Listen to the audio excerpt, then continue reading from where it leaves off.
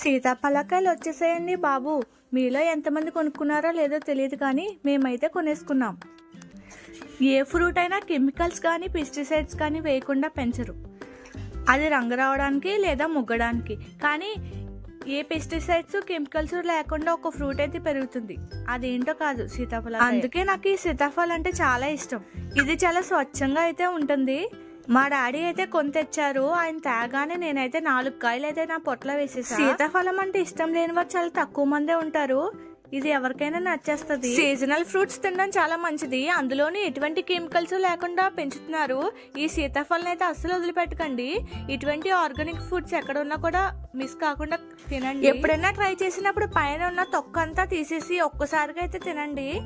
Taste అయితే మీకు వస్తుంది, చాలా బాగుంటది. ఒక్కసారి ఇలా ట్రై చేయండి. మీలో ఎంతమంది సీతాఫల్ లవర్స్ ఉన్నారో లైక్ చేయండి. Okay, bye friends, see you next video.